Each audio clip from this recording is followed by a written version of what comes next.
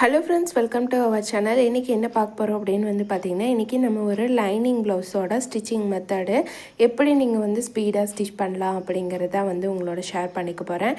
இந்த ப்ளவுஸ் எனக்கு ஸ்டிச் பண்ணி முடிக்கிறதுக்கு சரியாக பார்த்தீங்க அப்படின்னா 37 நிமிஷம் ஆச்சு. இன்க்ளூடிங் கொக்கி கட்டுறதோட சேர்த்தி தான் நான் சொன்னேன். இதுக்கு இடையில பார்த்திங்கன்னா ஓவர்லாக் போடுறதுக்கும் நான் எழுந்திருப்பேன். இப்போ இந்த ப்ளவுஸோட சைஸ் பார்த்திங்க அப்படின்னா நமக்கு கொஞ்சம் மீடியம் சைஸ் தான். அதனால் நமக்கு ப்ளவுஸோட சைஸை பொறுத்துமே நம்ம தைக்கிற டைமிங் அதிகமாகும்.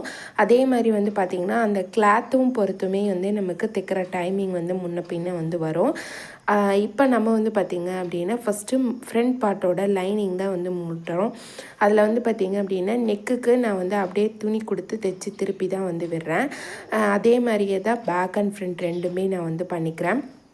இப்போ இதில் பார்த்திங்கன்னா நம்ம இந்த மாதிரி முன்பாகத்தில் ஒரு மார்க் போட்டு விட்டுட்டோம் அப்படின்னா நம்ம ஸ்டிச் பண்ணுறப்ப நமக்கு ரெண்டு சைடுமே கரெக்டாக வந்துடும், அந்த ரைட் அண்ட் லெஃப்ட் சைடு ரெண்டுமே. ஆனால் பார்த்திங்க அப்படின்னா நம்ம அது போடாமல் விட்டுட்டோம் அப்படிங்கிறப்ப நமக்கு ஏதாவது மிஸ்டேக் ஆகிடுச்சு அப்படின்னா நமக்கு ஒரு சில டைம் ரெண்டு சைடுமே ஒரே மாதிரி வர்றதுக்கான வாய்ப்பும் வந்துடும். இப்போ நான் இதோட நம்ம படிமான தையல் ஒரு தையல் போட்டு விட்டுடலாம். அது பார்த்திங்க அப்படின்னா நம்ம திருப்பி விட்டுட்டு லைனிங் மேலே ஒரு தையல் போடணும்.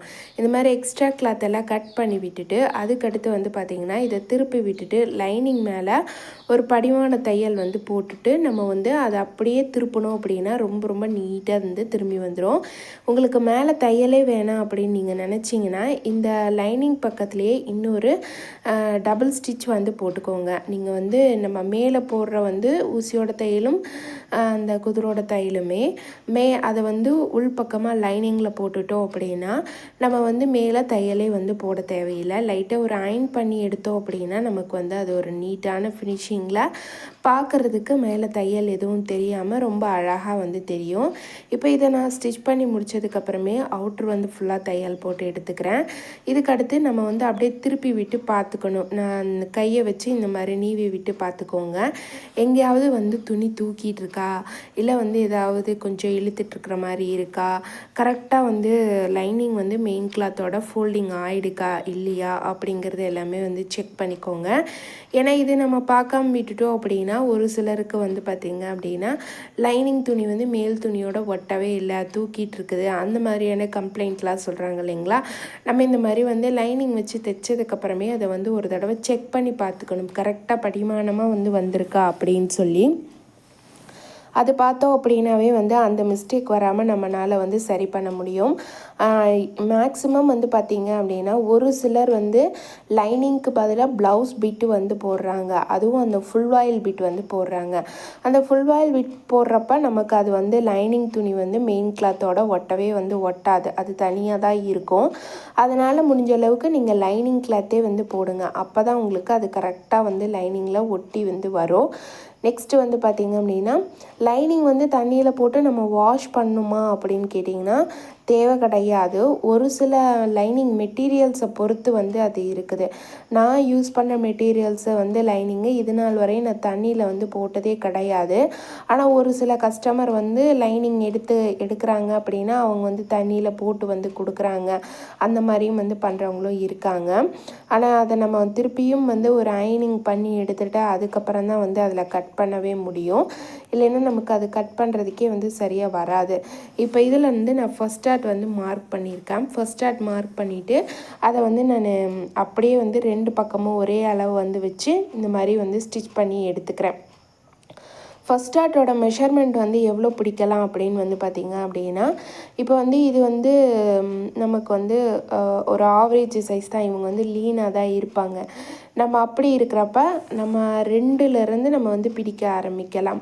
அவங்களோட கப் சைஸுக்கு தகுந்த மாதிரி, அவங்களோட பாடி மெஷர்மெண்ட்டுக்கு தகுந்த மாதிரி ஒரு 30, 32, 34, 36 இது வரையும் நீங்கள் 2 இன்ச்சுக்கு வந்து பிடிக்கலாம். அதுக்கு மேலே 38 40 அப்படின்னா ஒரு 2.5 வந்து பிடிக்கலாம். அப்புறம் 40க்கு மேலே சைஸ் வருது அப்படின்னா நீங்கள் வந்து ஒரு 3 இன்ச் வந்து தாராளமாக வந்து அவங்களுக்கு கப் சைஸ்க்கு அந்த ஃபர்ஸ்ட் டாட்டோட உயரத்தை வந்து நீங்கள் வந்து பிடிக்கலாம். நெக்ஸ்ட் வந்து பார்த்திங்க அப்படின்னா இப்போ செகண்ட் டாட் வந்து நம்ம எப்படி போடுறோம் அப்படின்னா செகண்ட் டாட் வந்து நம்ம அந்த கொக்கி பக்கம் வருது இல்லைங்களா, அந்த ஃபோல்டிங் வந்து 2ஆக ஃபோல்டு பண்ணி அதில் வந்து பார்த்திங்க அப்படின்னா ஒரு 2-2.5 இன்ச்சு அந்த அளவுக்கு வந்து நீங்கள் பிடிச்சிங்கன்னா சரியாக இருக்கும்.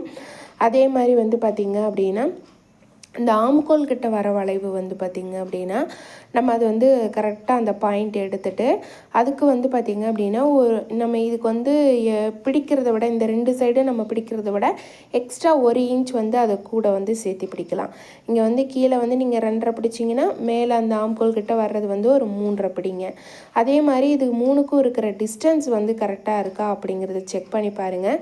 தைச்சிட்டு இந்த மாதிரி வந்து ஒரு தடவை போட்டு பாருங்கள். போட்டு பார்த்துட்டு அந்த கப் சைஸ் எல்லாமே சரியாக இருக்கா, கரெக்டாக கச்சிதமாக வருதா, இப்படி நம்ம போட்டோம் அப்படின்னாவே அது வந்து ஒரு அமைப்பாக வந்து வரணும். நமக்கு அமைப்பாக வந்தது அப்படின்னா நம்ம கஸ்டமர் போடுறப்ப அவங்களுக்கு கரெக்டாக இருக்கும். அது வந்து சரியாக அமைப்பு இல்லாமல் கொஞ்சம் வந்து முன்ன பின்னே இருக்கிற மாதிரி இருந்தது அப்படின்னா அதுக்கு தகுந்த மாதிரி நீங்கள் வந்து பார்த்து அதை கரெக்ட் பண்ணிக்கோங்க. நம்ம எவ்வளோ தான் வந்து பார்த்து கட்டிங் பண்ணினாலுமே வந்து நமக்கு ஸ்டிச்சிங்லேயும் மிஸ்டேக் வரும். அதையுமே நம்ம பார்த்து தான் வந்து தைக்கணும். அப்போ தான் வந்து கரெக்டாக இருக்கும். அடுத்து வந்து பார்த்திங்க அப்படின்னா நான் வந்து பட்டிக்கு வந்து ஸ்டிச் பண்ணுறேன். பட்டிக்கு வந்து பார்த்திங்க அப்படின்னா அப்படியே தான் கிளாத் எடுத்திருக்கேன். இன்னும் வந்து இதில் கட் பண்ண கிடையாது. அந்த வளைவு கொடுத்து ஒரு லைனிங் கிளாத்து 2 ஃபோல்டிங் வர மாதிரி எடுத்துகிட்டு மெயின் கிளாத் 1 ஃபோல்டிங் வர மாதிரி தான் எடுத்துருக்கிறேன். இப்போ இதை வந்து நம்ம அப்படியே வச்சு தைச்சிட்டு ஒரு 1/4 இன்ச்சுக்கு மட்டும் பிடிச்சி தைச்சி அப்படியே திருப்பி விட்டுட்டு ஒரு ஊசியோட தையல் ஒரு குதிரோட தையலையும் வந்து போட்டுடலாம். 2 பக்கமும் போட்டதுக்கப்புறமேலும் அதுக்கடுத்து நம்ம வந்து அளவு ப்ளவுஸை வச்சு கரெக்டான மெஷர்மெண்ட்டில் நம்ம வந்து இந்த பட்டியை வந்து கட் பண்ணி எடுத்துக்கலாம். இப்போ கீழே நம்ம 2 சைடுமே வந்து மடித்து தைச்சாச்சு. கீழே அதனால் நமக்கு பிடிக்கிற வேலை கிடையாது. இப்போ நீங்கள் கொக்கி பக்கத்தை எடுத்து அப்படியே அந்த பட்டி ரெடி பண்ணியிருக்கோம் இல்லைங்களா, அது மேலே வச்சு கீழே இருந்து மேலே அந்த ஓவர்லாக் வந்து வருது இல்லைங்களா, அது வந்து எங்கே வருது அப்படின்னு பார்த்து அந்த இடத்துல ஒரு மார்க் பண்ணிக்கோங்க. இதே போல் நீங்கள் மார்க் பண்ணிவிட்டு இப்போ நம்ம 2 பக்கமும் சரியாக மார்க் பண்ணிட்டோம். இது கட் பண்ணும்போது பார்த்திங்க அப்படின்னா இந்த மாதிரி வந்து லைட்டாக வளைவு கொடுத்து நம்ம வந்து கட் பண்ணிக்கலாம். இப்போ பாருங்கள், நான் வந்து 2 சைடுமே வந்து ஒரு 1/2 இன்ச் அளவில் வளைவு கொடுத்து கட் பண்ணியிருக்கிறேன். அதை சுற்றியும் வந்து ஒரு தையல் போட்டுக்கிறேன். எதுக்காக அப்படின்னா நமக்கு இன்னும் கொஞ்சம் ஸ்டிஃப்னஸாக இருக்கணும் அப்படிங்கிறதுக்காகவும் நம்ம வச்சு இந்த பட்டி தைக்கும்போது நமக்கு ஒரு கிளாத் வந்து ஒரு கிளாத் வராமலும் அல்லது வந்து கொஞ்சம் சரியாக வைக்கலனாலும் துணி விலகி போயிடும். அந்த பட்டியில் வந்து துணி வந்து தூக்கிட்டு இருக்கிற மாதிரி வந்து இருக்கும். அதுக்காக தான் அந்த மாதிரி மிஸ்டேக் இல்லாமல் இருக்கணுங்கிறதுக்காக பட்டி சுற்றியும் வந்து ஒரு அவுட்ரு தையல் போட்டுட்டு இப்போ நம்ம பட்டி வந்து முன்பாகத்தில் வச்சு ஜாயின் பண்ணிக்கலாம். பண்ணிவிட்டு அதுக்கப்புறமே வந்து பார்த்திங்க அப்படின்னா நம்ம கொக்கி பீஸ் வி பீஸ் வந்து வைக்க வேண்டியது இருக்குது. அடுத்து வந்து பார்த்திங்க அப்படின்னா இது வந்து 2யுமே வந்து இந்த மாதிரி ஒன்றா வச்சு பார்த்துக்கோங்க கரெக்டாக இருக்கா இல்லையான்னு. நம்ம வந்து இப்போ நான் வந்து ஓவர்லாக் போடணும். ஏன்னா பட்டிக்கு நம்ம ரெடி பண்ணியிருக்கோம் இல்லைங்களா, அந்த இடத்துல ஓவர்லாக் போடணும். ஷோல்டரும் ஜாயின் பண்ணி எடுத்துட்டோம் அப்படின்னா பட்டிக்கும் ஷோல்டருக்கும் 2க்கும் ஒன்றா வந்து ஓவர்லாக் போட்டுக்கலாம். அதுக்காக தான் நிறைய பேருக்கு வந்து ஷோல்டர் ஃபால் ஆகுது அப்படிங்கிறீங்க. ஷோல்டர் ஃபால் ஆகாமல் நீங்கள் வந்து ஸ்டிச் பண்ணோம் அப்படின்னா லைனிங் ப்ளவுஸ் தைக்கும் போதெல்லாம் இந்த மாதிரி மேலே நான் ஒரு 1/2 இன்ச் லைனிங்கில் வந்து விட்டு கட் பண்ணியிருக்கேன் பார்த்தீங்களா நெக்குக்கு, அந்த மாதிரி விட்டு கட் பண்ணுறப்ப நமக்கு அந்த நெக்கோட ஷேப் வந்து கரெக்டாக அதே சைஸில் போய் உட்காரும். கொஞ்சம் கூட முன்ன பின்னே வந்து வரவே வந்து வராது. இல்லைன்னா பார்த்திங்க அப்படின்னா நமக்கு வந்து அந்த நெக்கோட ஷேப் வந்து கொஞ்சம் தள்ளி போயிடும். ஆனால் அது நமக்கு வந்து அது தள்ளி போயிருக்குது அப்படிங்கிறத நம்மளால் வந்து கெஸ் பண்ண முடியாது. ஒரு 1/4 இன்ச் 1/2 இன்ச் தள்ளி போயிடுச்சு அப்படின்னாலும் நமக்கு அது பெரிய வித்தியாசமாக தெரியாது. ஆனால் வந்து இந்த மெத்தடில் நீங்கள் வந்து ஸ்டிச் பண்ணுறப்ப உங்களுக்கு கண்டிப்பாக அந்த நீங்கள் நெக்கு வந்து எந்த அளவுக்கு தைக்கிறீங்களோ அதே அளவில் உங்களுக்கு வந்து அது கச்சிதமாக கரெக்டாக வந்து வந்துடும். இப்போ நான் வந்து நெக்கில் லைனிங்கை வந்து திருப்பிட்டு லைனிங் மேலே ஒரு படிமான தையல் போட்டு விட்டுட்டு அதுக்கப்புறம் மெயின் கிளாத் மேலே ஒரு படிமான தையல் வந்து போட்டுட்டு டபுள் ஸ்டிச் வந்து போட்டு எடுத்துக்கிறேன். இதுக்கப்புறம் நம்ம வந்து இதை சுற்றியும் அவுட்ரு தையல் வந்து போட்டுட்டு கீழே பாட்டம் வந்து மடித்து ஸ்டிச் பண்ணிக்கலாம். இடுப்பு கிட்ட வருது இல்லைங்களா, அதை வந்து மடித்து தைச்சிக்கலாம். இப்போ நம்ம வந்து எக்ஸ்ட்ரா இருக்கிற கிளாத் எல்லாமே வந்து இந்த அவுட்ரு தையல் போட்டதுக்கப்புறமே கட் பண்ணி எடுத்துடலாம். கட் பண்ணி எடுத்துகிட்டு நம்ம கீழே பாட்டம் மடித்து ஸ்டிச் பண்ணிவிட்டு ஷோல்டர் வந்து ஜாயின் பண்ணி ஓவர்லாக் வந்து போட்டு எடுத்துக்கலாம். ரொம்ப ரொம்ப ஈஸியான மெத்தட் தான். நம்ம வந்து ப்ளவுஸ் தைக்கும்போது வந்து பார்த்திங்க அப்படின்னா ஒவ்வொரு டைமும் ப்ளவுஸை எடுக்கிறப்ப அது எந்த டைமுக்கு எடுக்கிறோம், எந்த டைமுக்கு முடிக்கிறோம் அப்படிங்கிறத பார்க்க ஆரம்பிங்க. நீங்கள் வந்து இது நாள் வரையும் பார்க்கல அப்படின்னா இனிமேல் பார்க்க ஆரம்பிங்க. ஒரு ப்ளவுஸுக்கு நீங்கள் அப்போ தான் உங்களுக்கு வந்து தெரியும் நம்ம வந்து எவ்வளோ நேரம் எடுக்கிறோம் அப்படிங்கிறது. இவ்வளோ நேரமாக எடுக்கிறோம் அப்படிங்கிற அளவுக்கு வந்து ஆயிரும். அதே மாதிரி ஆரம்பத்தில் நீங்கள் பார்க்குறப்ப இவ்வளோ நேரம் எடுக்கிறோமா அப்படிங்கிற மாதிரி இருக்கும். அதுவே வந்து போக போக வந்து பார்த்திங்க அப்படின்னா இவ்வளோ நேரம் தான் இருக்குதா, அதுக்குள்ளே நம்ம தைச்சிட்டோமா அப்படிங்கிற மாதிரி ஒரு எண்ணம் வந்து வர ஆரம்பிச்சிடும். இதுக்கு காரணம் வந்து நம்ம வந்து நம்ம செலவு பண்ணுற அந்த நேரத்தை எவ்வளோ நேரம் எதுக்காக செலவு பண்ணுறோம் அப்படிங்கிறது நமக்கு தெரியறது கிடையாது. அதுக்காக தான் இப்போ நீங்கள் வந்து அதை முழுக்க முழுக்க பார்த்தீங்க அப்படின்னா நீங்கள் வந்து டைமிங் பார்த்து ஸ்டிச் பண்ண ஆரம்பிக்கிறப்ப உங்களோட கவனம் முழுசுமே அதிலேயே தான் இருக்கும். நீங்கள் வந்து அதை தவிர வந்து வேறு எதையுமே வந்து திங்க் பண்ண மாட்டீங்க. இதை நம்ம ஸ்டிச் பண்ணியே ஆகணும், நம்ம இதை தான் முடிக்கணும், அதுக்கப்புறமேல் தான் மீதி ஒர்க்கை பார்த்துக்கலாம் அப்படிங்கிற மாதிரி ஒரு எண்ணம் வந்து நமக்குள்ளார வந்துடும். இப்போ நான் வந்து ஷோல்டர் ஜாயின் பண்ணிவிட்டு அளவு ப்ளவுஸை வச்சு ஷோல்டர் வந்து சரியாக இருக்கா அப்படின்னு செக் பண்ணிக்கிறேன். இந்த இடத்துல நம்ம இன்னும் கொக்கி பீஸ் வந்து வைக்கலை. ஒரு 1/2 இன்ச் மட்டும் அந்த இடம் வந்து விட்டுட்டு நம்ம வந்து ஷோல்டர் ஜாயின் பண்ணிக்கிட்டோம் அப்படின்னா நமக்கு அது வந்து கரெக்டாக இருக்கும். இப்போ பாருங்கள், நான் ஷோல்டர் ஜாயின் பண்ணிட்டு ஓவர்லாக் போட்டுட்டேன். அந்த மேலே இருக்கிற அந்த ஷோல்டர் ஜாயின் பண்ண துணியும் வந்து பார்த்திங்க அப்படின்னா நமக்கு நகராமல் இருக்கணும் அப்படிங்கிறதுக்காக அது மேலே ஒரு படிமான தையல் போட்டு விட்டுட்டு அதுக்கடுத்து வந்து பார்த்திங்க அப்படின்னா இந்த பட்டிக்கு மேலே பட்டியில் வந்து பார்த்திங்கன்னா நம்ம ஒரு தையல் தான் வந்து போட்டிருக்கிறோம். அதனால் வந்து அந்த இடத்துலையும் பார்த்திங்க அப்படின்னா ஒரு படிமான தையல் போட்டு விட்டுட்டு இப்போ நம்ம வி பீஸ் வச்சு ஸ்டிச் பண்ணிக்கலாம். வி பீஸை ஸ்டிச் பண்ணிவிட்டு அதுக்கப்புறம் கொக்கி பீஸ்க்கு வந்து பார்த்திங்க அப்படின்னா அதை கொக்கி வந்து நம்ம மிஷின்லேயே கட்டிடுறோம் தைக்கும் போதே அப்படிங்கிறதுனால வி ரெடி பண்ணிவிட்டு கொக்கி வச்சோம் அப்படின்னா அதுக்கு நேராக அப்படியே வந்து கொக்கி வச்சு விட்றலாம். இல்லைன்னா கொக்கி ரெடி பண்ணிட்டு அதுக்கு நேராக வந்து வி வச்சு நம்ம வந்து ஸ்டிச் பண்ணிக்கலாம். எப்படி வேணாலும் பண்ணலாம். எது ஃபஸ்ட்டு பண்ணுறோமோ அதை பார்த்து இன்னொரு பக்கம் மார்க் பண்ணிவிட்டு அப்படியே வந்து ஸ்டிச் பண்ணி எடுத்துக்கலாம். அவ்வளோதான். கண்டிப்பாக வந்து பார்த்திங்க அப்படின்னா நீங்கள் இந்த வி வர இடத்துல எல்லாமே டபுள் ஸ்டிச்சஸ் வந்து போட்டு விட்டுருங்க. டபுள் ஸ்டிச் போட்டிங்க அப்படின்னா தான் வந்து உங்களுக்கு நாளாக அது பிரியாமல் நல்ல ஒரு நீட்டான, எப்படி சொல்கிறது, ரொம்ப வந்து கரெக்டாக வந்து வரும். அதுக்காக தான் ஒரு சிலர் எல்லாம் நிறைய கஸ்டமர் இங்கே பாருங்கள் வி பிஞ்சு போச்சு, துணி வந்து பிரிஞ்சிட்டு போயிடுச்சு அப்படின்னு சொல்லி கொடுத்து அதை வந்து திருப்பியும் தைச்சிட்டு வந்து போகிறாங்க. அதுக்கு வந்து நம்ம வந்து 2 ஃபோல்டிங்கில் கிளாத்து கொடுத்தோம் அப்படின்னா நமக்கு ஸ்டிச் பண்ணுறதுக்கு ரொம்ப ஈஸியாக இருக்கும். இதுக்கு அடுத்து நம்ம வந்து இந்த மிஷின்லேயே ஊக்கு வச்சு ஸ்டிச் பண்ணுறது பார்க்கலாம். இதுக்கு வந்து நமக்கு 2 லைனிங் கிளாத் வந்து தேவைப்படும். நமக்கு அந்த ஊக்கோட ஹைட்டுக்கு தகுந்த மாதிரி எக்ஸ்ட்ராவாக ஒரு 1 இன்ச் இருந்தாலே போதும். இதோட அகலம் வந்து பார்த்திங்கன்னா ஒரு 2 இன்ச்சுக்கு நீங்கள் எடுத்துக்கிட்டீங்க அப்படின்னாவே கரெக்டாக இருக்கும். 2, 2.5 அந்த சைஸ்க்கு வந்து எடுத்துக்கோங்க. ஃபஸ்ட்டு பிசுறு தெரியாமல் இருக்கிறதுக்காக இதை மடித்து நீங்கள் வந்து ஸ்டிச் பண்ணி விட்டுருங்க. இப்போ நம்ம வி பீஸை வச்சு கரெக்டாக எந்தெந்த இடத்துல வருது அப்படின்னு பார்த்து அந்த இடத்துல வந்து ஒரு மார்க் பண்ணிக்கிறேன். அடுத்தது இன்னொரு கிளாத்தை வச்சு நம்ம வந்து லைட்டாக ஒரு ஃபோல்டிங் பண்ணிக்கணும். ஃபோல்டிங் இந்த மாதிரி பண்ணிவிட்டு கரெக்டாக இந்த மாதிரி வச்சுக்கோங்க. நீங்கள் அப்படியே வச்சு தைக்கலாம், இல்லைன்னா ஒரு பின் போட்டு எடுத்துக்கிட்டு நீங்கள் வந்து ஸ்டிச் பண்ணுறனாலும் வந்து பண்ணலாம். அடுத்து வந்து பார்த்திங்கன்னா நம்ம மார்க் பண்ணியிருக்கிற இல்லைங்களா அந்த இடத்துல மட்டும் சரியாக வந்து ஓப்பன் வர மாதிரி இந்த மாதிரி வந்து நம்ம நீடில் வச்சு நம்மளோட அந்த கொக்கி வைக்கிறோம் இல்லைங்களா அந்த கொக்கியில் அந்த தலைப்பகுதி மட்டும் வந்து வெளியில் தெரிகிற மாதிரி நீங்கள் வந்து ஒரு 3 தையல் மட்டும் கீழே இறக்கி இந்த மாதிரி நல்லா கட்டிக்கோங்க. அப்போ தான் நமக்கு அந்த கொக்கி வந்து அதுலேருந்து வெளியவும் வராது, நல்லா ஸ்டிஃபாகவும் இருக்கும் ஊக்கு. இப்போ இதே மாதிரி நான் வந்து ஃபுல்லாக எல்லாம் பண்ணிட்டேன். இப்போ நம்ம இதில் வந்து 2 கிளாத் கொடுத்துருக்குறோம். அதில் வந்து மேலே ஒரு கிளாத்து அடியில் ஒரு கிளாத்தும் இருக்குது. அந்த கிளாத்தை மட்டும் மேல் கிளாத்தை மட்டும் திருப்பி விட்டுட்டு அதுக்குள்ளார இந்த மாதிரி கொக்கியை அடியிலிருந்து நீங்கள் அதோட தலைப்பகுதி மட்டும் உள்ளே போகிற மாதிரி விட்டீங்க அப்படின்னா இப்படி நம்ம திருப்பும் போது மேலே நமக்கு கரெக்டாக வந்து வந்துடும். இதே மாதிரி நான் கொக்கி எல்லாமே வந்து உள்ளார இன்செர்ட் பண்ணிவிட்டு இதை மடித்து விட்டுட்டு நம்ம வந்து ஸ்டிச் பண்ணிடலாம். இதுக்கு அடுத்து வந்து பார்த்திங்க அப்படின்னா நம்ம ஸ்லீவ் மட்டும் அட்டாச் பண்ணிவிட்டு ஸ்லீவுக்கு அப்புறம் ஓவர்லாக் போட்டுட்டு அதை வந்து நம்ம சைட் ஜாயின் பண்ணோம் அப்படின்னா நமக்கு ப்ளவுஸோட ஒர்க் வந்து முடிஞ்சுது. ஒரு ப்ளவுஸ் வந்து நம்ம ஸ்டிச் பண்ணுறப்ப அதை வந்து எப்படி ஸ்டிச் பண்ணுறது, ஸ்டெப் பை ஸ்டெப்பாக எதை வந்து ஃபஸ்ட்டு தைக்கணும், எதை லாஸ்ட்டு தைக்கணும், எப்படி தைச்சா நமக்கு டைமிங் கொஞ்சம் மீதி ஆகும் அப்படிங்கிறது எல்லாமே வந்து பார்த்துட்டு ஸ்டிச் பண்ணிக்கோங்க. இப்போ பாருங்கள், நான் வந்து அப்படியே இதை வந்து திருப்பி விட்டுட்டு இது மேலேயே வந்து ஒரு தையல் போட்டுக்கிறேன். மிஷினில் ஊக்கு கட்டுறது வந்து பார்த்திங்க அப்படின்னா நமக்கு ஸ்டிஃபாக இருக்குமான்னு கேட்டிங்கன்னா கண்டிப்பாக வந்து ஸ்டிஃபாக இருக்கும், கலண்டுட்டு வராது. அந்த கொடுக்குற அந்த ஓப்பன் மட்டும் நம்ம கரெக்டான அளவில் கொடுக்கணும், ரொம்ப அதிகமாக கொடுக்கக்கூடாது. அது மட்டும் இல்லாமல் இது வந்து நமக்கு ஒரு நல்ல ஒரு நீட்டான ஃபினிஷிங்லேயும் வந்துடும்.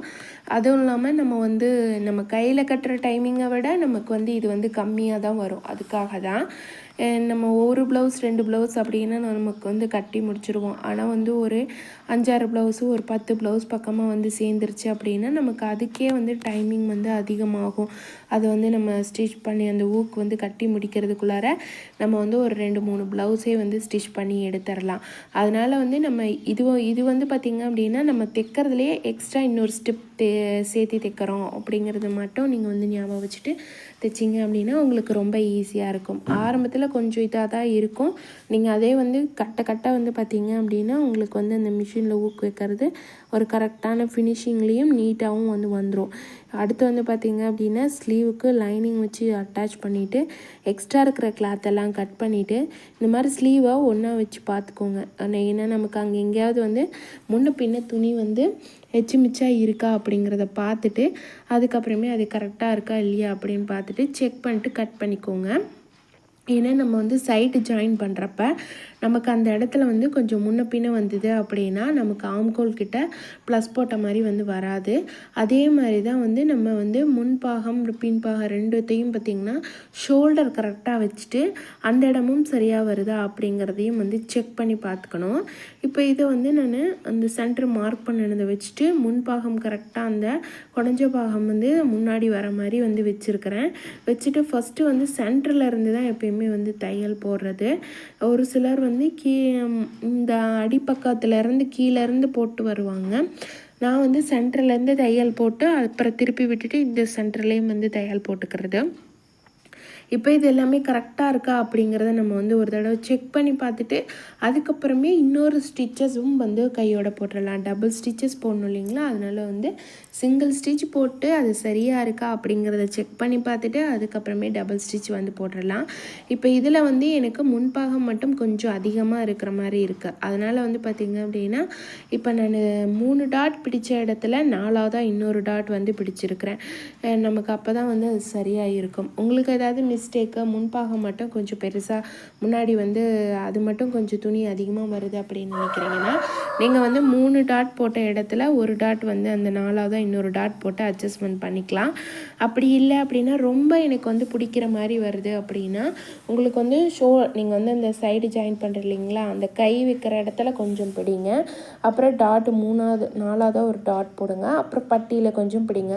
ஏன்னா நம்ம அது எல்லாத்தையுமே ஒரே இடத்துல பிடிக்கிறதுக்கு பதிலாக 3லேயுமே அந்த இடத்துல கொஞ்சம் கொஞ்சம் பிடிச்சோம் அப்படின்னா நமக்கு சரியாக வந்துடும். இதுவே பேக் சைடு நமக்கு துணி அதிகமாக வருது அப்படிங்கிறப்ப ஒன்றுமே பண்ண முடியாது. நம்ம வந்து அந்த ஸ்லீவ் ஜாயின் பண்ணுறோம் இல்லைங்களா, அந்த ஸ்லீவை லைட்டாக பிரித்து விட்டுட்டு பேக் தட்டில் லைட்டாக இன்னும் கொஞ்சம் குடஞ்சி வெட்டிக்கணும். நம்ம வந்து சரியாக எந்த அளவுக்கு வச்சா கரெக்டாக வரும் அப்படிங்கிறத பார்த்து அதுக்கு தகுந்த மாதிரி குடஞ்சி வெட்டிட்டு நம்ம வந்து திருப்பியும் வச்சு அட்டாச் பண்ணோம் அப்படின்னா கரெக்டாக இருக்கும். அதே மாதிரி வந்து பார்த்திங்க அப்படின்னா அளவு ப்ளவுஸை வச்சு ஓவர்லாக் போட்டு எடுத்துட்டேன். ஸ்லீவை மார்க் பண்ணிவிட்டு ஆம்கோல் அளவையும் வந்து மார்க் பண்ணிக்கிறேன். மேலே ஷோல்டர்லேருந்து கரெக்டாக வச்சுட்டு இந்த இடத்துலையுமே வந்து ஆம்கோல் கிட்டேருந்து வர சுற்றளவும் மார்பு சுற்றளவும் ரெண்டுமே ஒன்று போல் வருதா அப்படிங்கிறத செக் பண்ணிவிட்டு அதுக்கப்புறமேல் நம்ம வந்து தையல் போட்டு எடுத்துக்கலாம். இதே போல் நீங்கள் வந்து ஸ்டிச் பண்ணிங்க அப்படின்னா கண்டிப்பாக உங்களுக்கு இதில் எந்த மிஸ்டேக்ஸுமே வந்து வராது. அந்த இடத்துலையுமே வந்து பார்த்திங்க அப்படின்னா ஆம்கோல் வந்து ப்ளஸ் போட்ட மாதிரி கரெக்டாக வந்து வந்துடும். ஃபஸ்ட்டு 2 சைடுமே ஒரு தையல் வந்து போட்டுட்டு அதுக்கடுத்து வந்து நம்ம பேக் டாட் போட்டதுக்கப்புறமேலு எக்ஸ்ட்ரா வந்து நம்ம வந்து தையல் வந்து போட்டு விட்டுக்கலாம். நம்ம இன்னும் வந்து ஒரு 4 தையல் போட்டுட்டு லைட்டாக மட்டும் கொஞ்சம் ஒரு துணி மட்டும் கொஞ்சமாக விட்டுட்டு அதுக்கப்புறமேலு வந்து அதை வந்து நம்ம கட் பண்ணி விட்டுட்டு ஓவர்லாக் போட்டோம் அப்படின்னா நமக்கு வந்து கரெக்டாக இருக்கும்.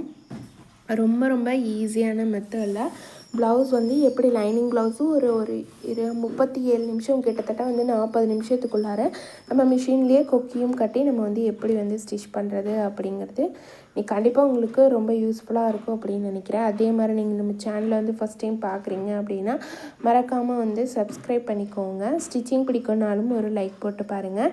இப்போ நம்ம வந்து ஃபுல்லாக வந்து ஸ்டிச் பண்ணியாச்சு. இதில் வந்து கொஞ்சம் தான் வந்து நமக்கு பேக் டாட்டு பிடிக்கிறதுக்கு கிளாத் வந்து இருக்குது.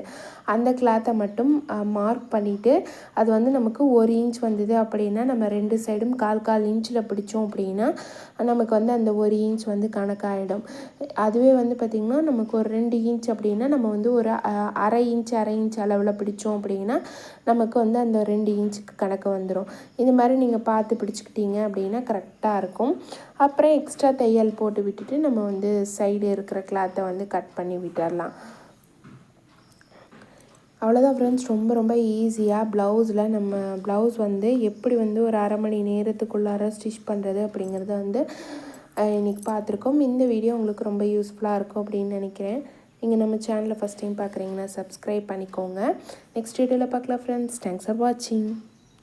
இதோட ஃபைனல் அவுட்லுக் வந்து பார்த்திங்க அப்படின்னா இந்த மாதிரி தான் இருக்கும். நம்ம வந்து ஒரு ப்ளவுஸை ஸ்டிச் பண்ணிவிட்டு இந்த மாதிரி போட்டு பார்க்குறப்பவே நமக்கு வந்து தெரிஞ்சிடும் அதோட